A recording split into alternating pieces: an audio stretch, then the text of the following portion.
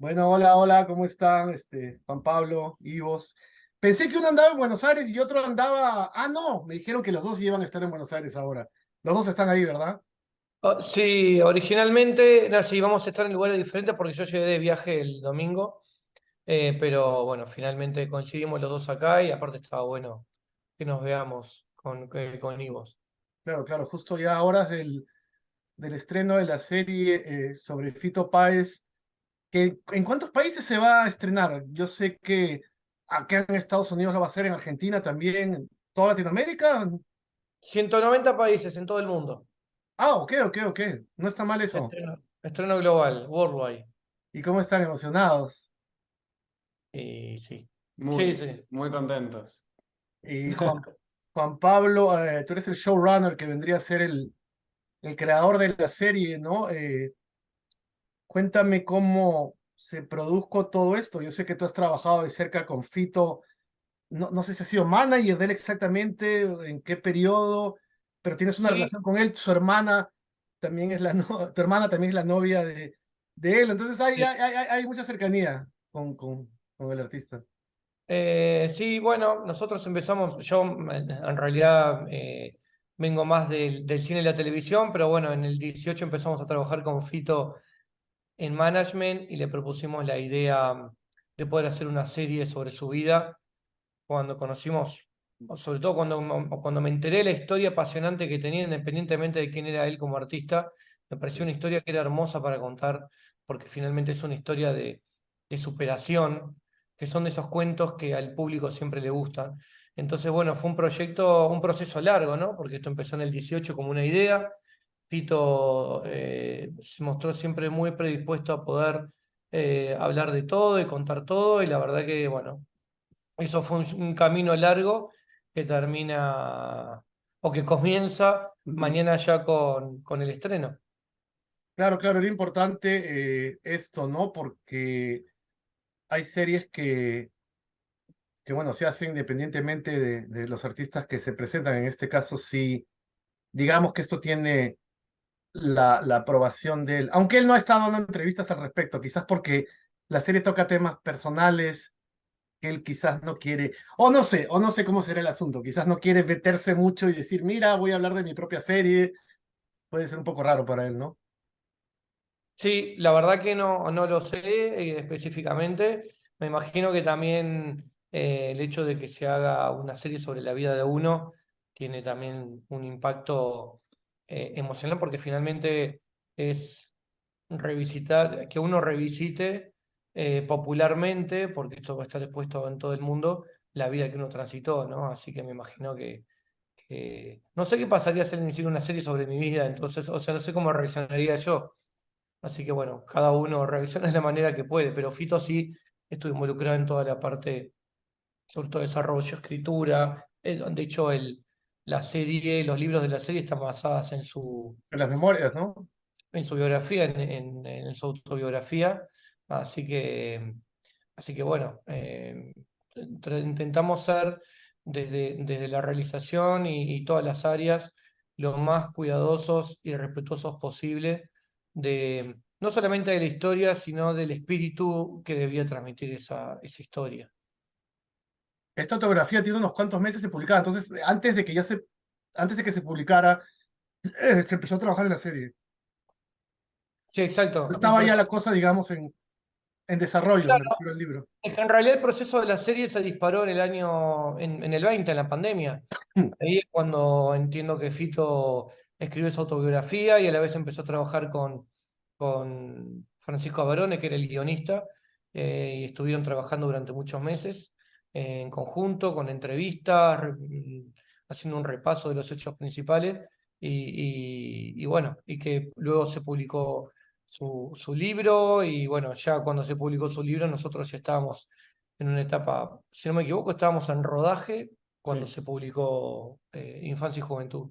Y para ti, Juan Pablo, Infancia y Juventud es el nombre del libro, para ti, Juan Pablo, bueno, hay varias cosas en la serie, es una serie de ocho episodios y con mucho contenido, pero ¿qué era lo que buscabas básicamente? ¿Cuál fue tu idea central? Porque una cosa es una memoria y otra cosa es un trabajo de adaptación de esta clase, ¿no? Con actores y obviamente dramatización. ¿Cuál fue tu interés o tu preocupación principal en cuanto a la serie? A ver, creo que son varias. No diría preocupaciones, pero sí por ahí objetivos, ¿no? Fito es posiblemente uno de los artistas de música en español más importantes del mundo, que está absolutamente vigente. Su música atraviesa generaciones y eso se ve en los conciertos de él cuando uno encuentra gente de distintas generaciones, desde los abuelos hasta los padres, los hijos, nietos, o sea, entonces, por un lado, esa parte de alguien que es tan importante, después, por otro lado, también es una serie que retrata no solamente la vida de Fito, sino también eh, el contexto de un grupo de músicos de los años 80, de un momento argentina, cultural, de fines de la dictadura y principios de años de la democracia, que realmente fueron una generación que marcó y se imprimió en la sangre de muchas, o sea, muchas generaciones, porque finalmente no es solamente esa generación, sino las que después vinieron. Em, y después, como tercer eje, la historia apasionante, no sé, interesante, no apasionante, que tiene Fito a lo largo de su vida, porque finalmente es una persona que fue un prodigio y un genio desde su más temprana edad, y que a lo largo de su carrera, a medida que fue alcanzando los éxitos, también fue viviendo tragedias, amores, desamores y finalmente es una historia de superación. Es una persona que siempre que tuvo un obstáculo, intentó de alguna manera superarlo y su música habla de esa historia también. Porque con cada canción él de alguna manera fue como superando distintas tragedias que se le fueron presentando a lo largo de la vida. Y, y bueno, y esa es una historia muy linda para contar. Hay grandes músicos y grandes artistas que quizás tienen historias mucho más, a ver, Menos turbulentas, tal vez. menos turbulentas, con menos arcos dramáticos. Y la historia de Fito Páez es una historia que está cargada de arcos dramáticos permanentes. Su vida personal es tan intensa como, como su obra, si se quiere. Entonces, eso digamos que eran los tres objetivos que teníamos y que finalmente lo convierten, por un lado, en uno de los grandes artistas que conocemos, pero por otro lado en un ejemplo de, de persona que ha atravesado y superado los embates de la vida, ¿no? Obviamente un reto grande era elegir al actor protagónico, que es Ivos. Hubo mucho proceso de selección, muchas audiciones. ¿Quién terminó eligiéndolo? Sí, tuve 6 meses de proceso de casting. La primera imagen mía la mandé el 25 de marzo de 2021 y el día que me enteré que ingresaba oficialmente al proyecto fue el 16-17 de septiembre de 2021. En el medio fueron muchas instancias de casting en las que en realidad yo me lo tomé como un trabajo y como si ya estuviera preparando el personaje. Un disfrute enorme, aprendí como 10 canciones en esos meses de Fito y un montón de escenas preparé un montón de escenas que finalmente se iban a hacer en la serie y en el medio además vi entrevistas, charlas, shows, todos los discos, leí biografías, autobiografías eh, y fue muy interesante ya hacer ese proceso de meterme en el personaje. Juan Pablo, ¿cuántas personas crees que audicionaron para el papel? Fueron muchísimas, muchísimas porque aparte la idea que tuvimos desde producción y realización era que quien interpretara a Fito sea un actor desconocido, o sea, un talento nuevo. Entonces fue prácticamente un casting abierto en el que se presentaron no menos de 150, 160 personas inicialmente. Eh, no, en realidad fueron más, porque la primera tanda fue de 160 y después vino otra tanda que se presentaron como 40 o 50 más. Fue un proceso muy largo. Pero bueno, la elección de Iván, la verdad que fue algo muy lindo, porque en un momento son como etapas, ¿no? Que preselección, preselección, preselección, hasta que se llega a una selección de 4 o 5 artistas y actores, y hicimos una reunión en ese momento con la plataforma y no hubo duda de que tenía que ser Iván. Así que ¿Y hablaste de eso, Ivos? ¿Iván o Ivos? ¿Cómo se pronuncia tu nombre? Ivos. Ivos. perdón, Hablaste No, de... bien, lo mismo. Te estaba llamando Iván. Ivos. Hablaste, pero tú has hecho cosas ya, o sea, por supuesto, alguna gente acá en Estados Unidos puede que no te conozca, pero has hecho películas, has estado en teatro, Hice ¿no? mucho teatro, muchos años de teatro y dirigí cine, o sea, estudié dirección de cine. También escribí 2 novelas y obras de teatro y crónicas, pero en cine no había actuado nunca, en Ah, serie ok. tampoco, y nunca había participado en un proyecto audiovisual como actor. De hecho, me daba vergüenza que me saquen fotos, entonces fue un proceso intenso el de esta serie. Y esto, evidentemente, como lo dice Juan Pablo, es una serie que tiene que ver mucho, es una serie de época, pues, o sea, cuando se habla de época se piensa en la Edad Media, no, pero esta es una serie de época porque termina en el 93, ¿verdad?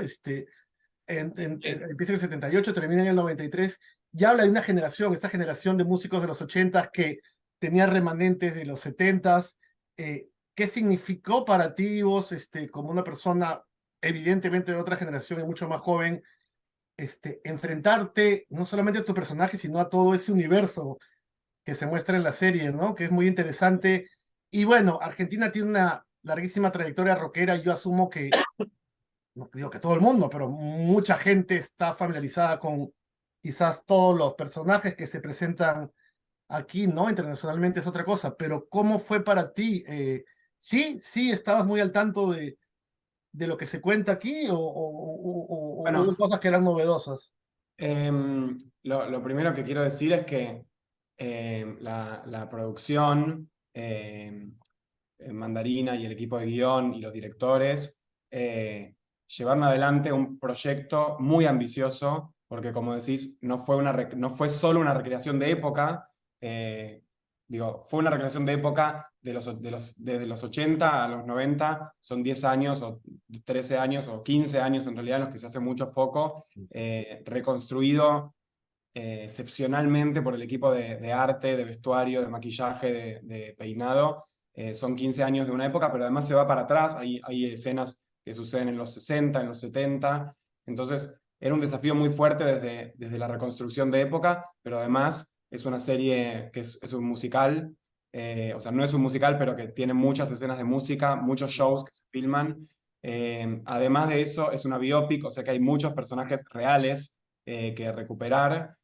Además es una serie muy nocturna, como decís, muy rockera, y el rock pasaba de noche, y ¿Quién dice eso? ¿No, Bagliet? Alguien dice eso en la serie, sí.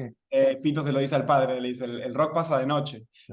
Y es una serie que sucedió, muchas de sus escenas se filmaron de noche, en la calle, entonces fue una serie muy, muy ambiciosa y creo que es una apuesta que salió bien porque se siente esa energía rockera de los 80, esa energía de las bandas, dejando el cuerpo, tocando ensayando toda la noche, yendo a tocar, después saliendo de fiesta. Y en ese sentido, la pregunta que me haces respecto a cómo fue reencontrarme o revivir esa época que no viví, cómo fue vivir esa época, eh, fue increíble porque sí, a mí me había llegado, como vos decís, esa música y esos próceres rockeros argentinos de los 80 son bandas muy, muy grandes que no volvieron a tener, no volvió a haber bandas tan grandes como Soda, como El Flaco, como Charlie, Los Redondos.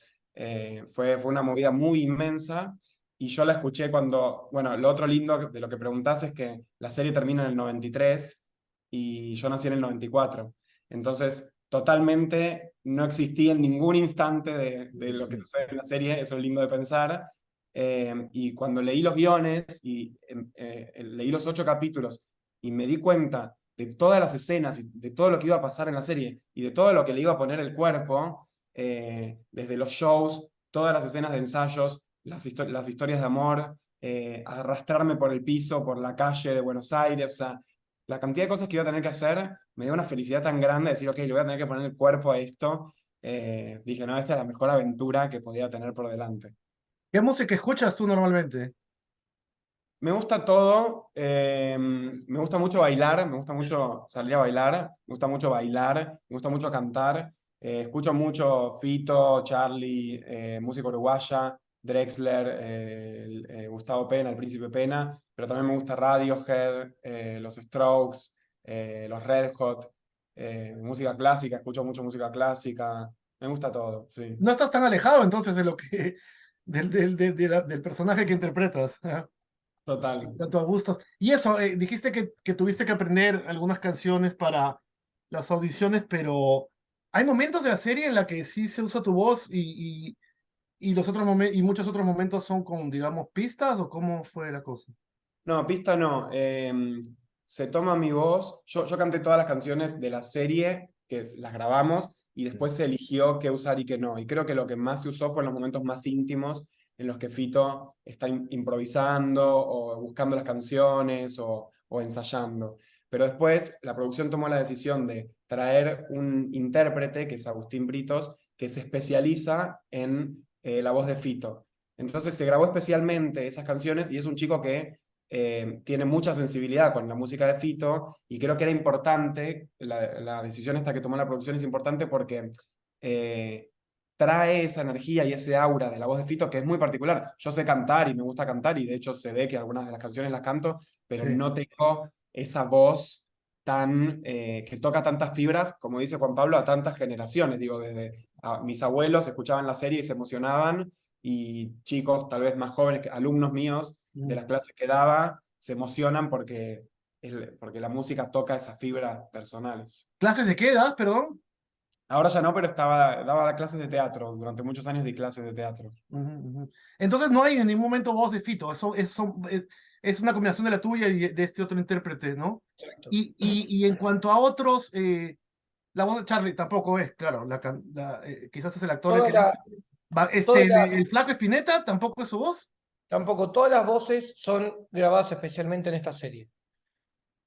porque Todas. se siente eso, ¿no? No se siente como que es playback, o sea, se siente, está bien O sea, integrado pero ahí las hicimos, cosas. ahí desde el principio nos planteamos con Gustavo Borner, que a la vez es el productor de los discos de Fito, nos Claro, claro, y planteamos que él acaba, perdón, que hace un par de años, fue uno de los ganadores junto con Fito acaba de del ganar. Grammy Anglo por uno de los discos de Fito, ¿no? Sí. Exactamente, sí.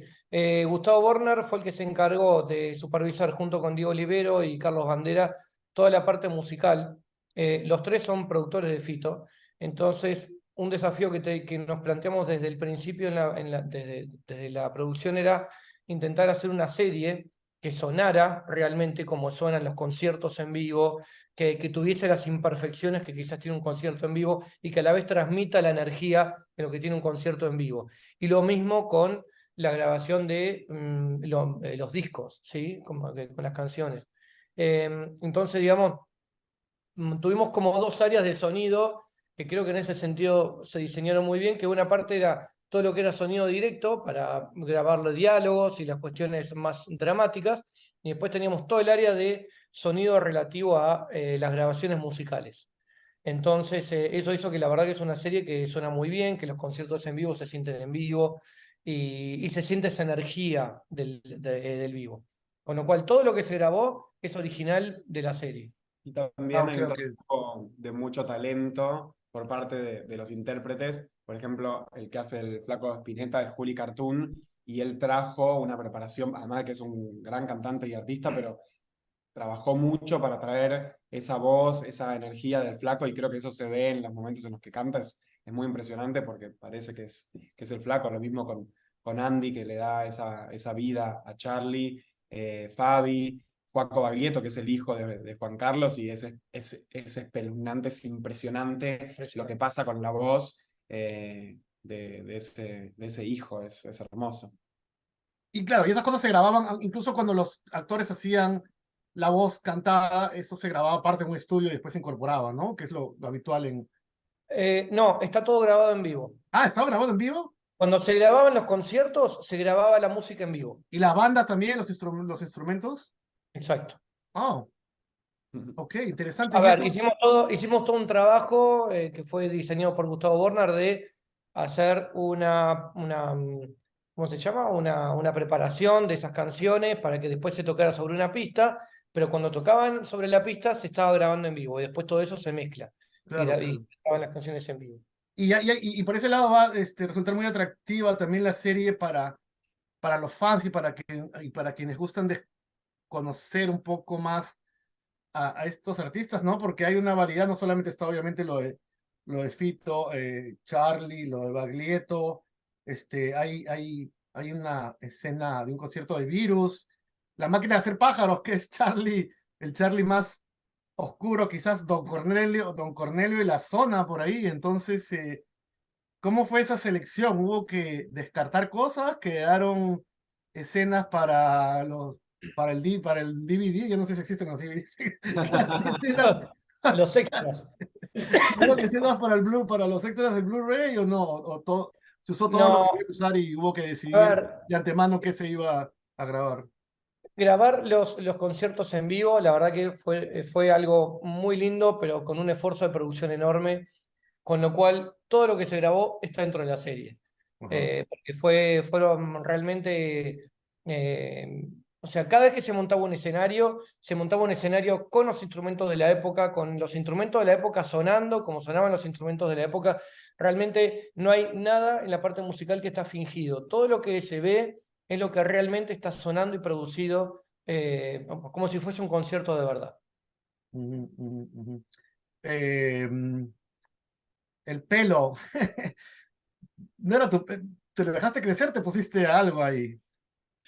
Me lo dejé crecer, pero el pelo también tiene un recorrido dentro de la serie y son 6 meses, o sea, si lo filmamos en 6 meses, son 15 años de historia de Fito, entonces hubo un trabajo intenso del equipo de peinado. El primer capítulo es mi pelo totalmente, el segundo también, o se agregan unas extensiones, creo, que me lo hacen un poco más largo.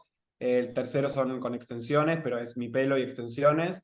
El cuarto es una peluca con mi flequillo, entonces tengo mi propio flequillo y sale una peluca y del quinto también, y creo que el sexto, séptimo y octavo ya es todo una peluca increíble. Perdón, se Eh, cortó. Dijiste que quinto y séptimo ya qué, perdón. el cuarto y el quinto es una Oh, se peluca, o fue sea, no se escucha. Qué raro, Se está fue el habilitado. audio. Hola, hola, ¿Hola? hola, hola. la- ¿Ahí se escucha? Ahora sí. Ok. el capítulo 4 y 5 toman mi flequillo y parte una peluca el resto del pelo. Y después creo que 6 7 y 8 7 y 8 ya es una peluca completa, que cuando Fito ya no tiene flequillo. Y es un pelo increíble que además me servía mucho para atraer al personaje con estos movimientos y Claro. comérselo y tapárselo y que aparezca y Toda, que se le venga. a ver, la parte, el pelo de Fito es parte del lenguaje de su vida también, ¿no? Sí, sí, sí. Porque, o sea, el pelo de Fito es un cuento en sí mismo y también desde el diseño también de esa parte, de esa área de producción y de realización, hay una evolución porque también hay personajes que van perdiendo pelo a lo largo de la historia, que aparecen en el capítulo 2 con pelo y en el último capítulo ya aparecen con poco pelo. También intentamos dar como una naturalidad en ese sentido que también habla de la evolución de la vida, ¿no? Sí, en ese sentido también hubo una construcción de los personajes. Creo que ahí sí se Está trabó. cortando esto porque. Sí. Hola, Mm. ¿se escucha ahí?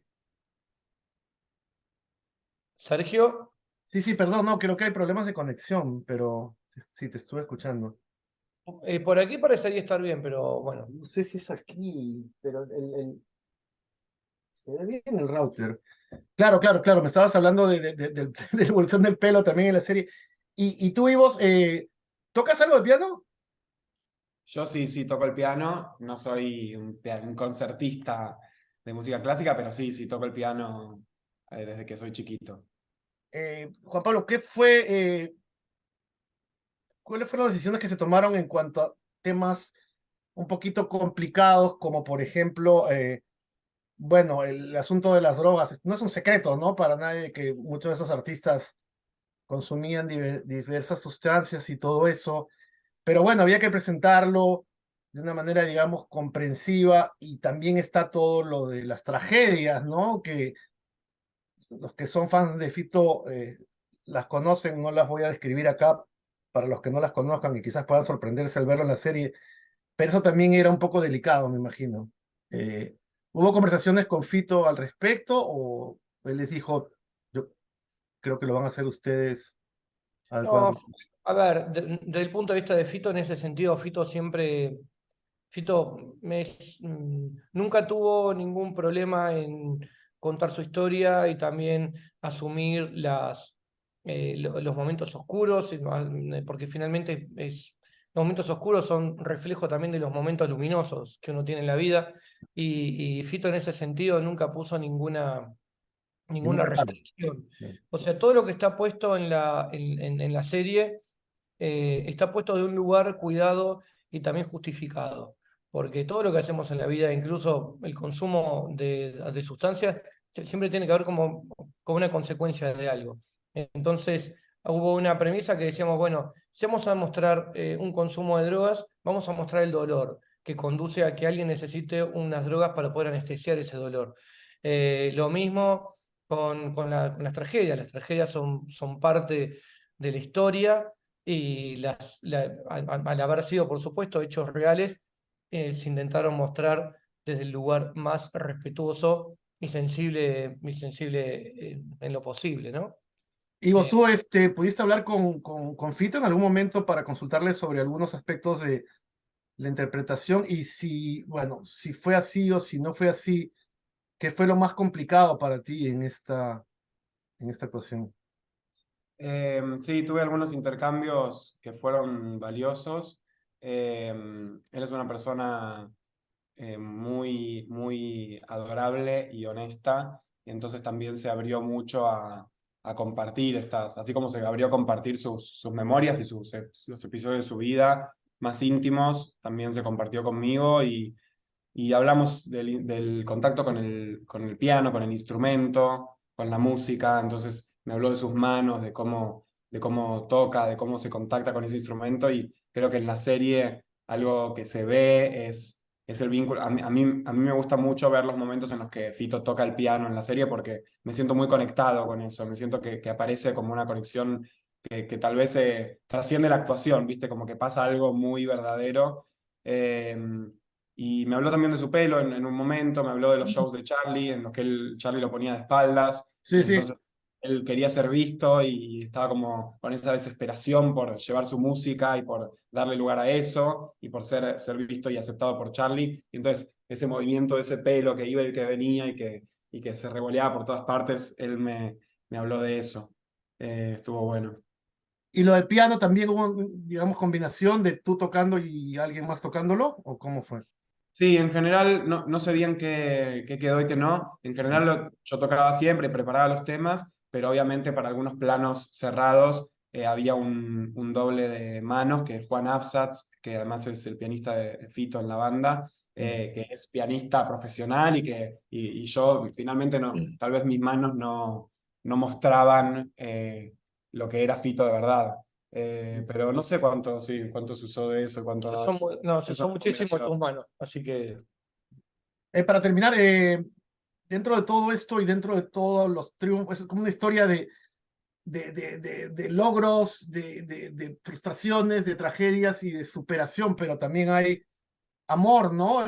Más allá del capítulo final que ya va con Cecilia Roth, está todo esto de lo que sucedió con Fabiana Cantilo, ¿no? Interpretada por Micaela Riera, que se parece muchísimo a Fabiana. ¿Qué representó para ti trabajar con ella? Tenía que haber una química ahí muy intensa entre ustedes, ¿no? Para que pudiera funcionar esto. Sí, tenía que haber química con todos y se dio, fue una elección de elenco increíble. Con Mika particularmente nos pasó que desde el día cero conectamos mucho y nos pasó muy fuerte de generar un vínculo de actor-actriz muy similar al que sucedía entre Fito y Fabi, como con mucha confianza, muchas ganas de contenernos y de hacernos bien, pero también muy lúdico, muy jugado, muy jodón, muy de molestar, de hacer de chistes, de joder. Entonces se generó ese vínculo muy amistoso que tienen Fabi y Fito, que además es de las cosas más lindas de la serie, cómo ese vínculo amoroso se transforma después en un vínculo de amistad casi eterna, porque siguen hoy siendo amigos y es hermoso como algo que en general en la vida uno pierde un vínculo amoroso y se deja de vincular y medio que se separan las vidas. Es hermoso como esto se resignifica y se vuelve un vínculo aún más poderoso. Creo que hay algo lindo que hace la serie, que es mostrar cómo este joven artista atraviesa todos esos momentos de dolor y de tragedia con luz y con personas luminosas que finalmente van quedando en su vida y que transforman su vida y él transforma la de los demás.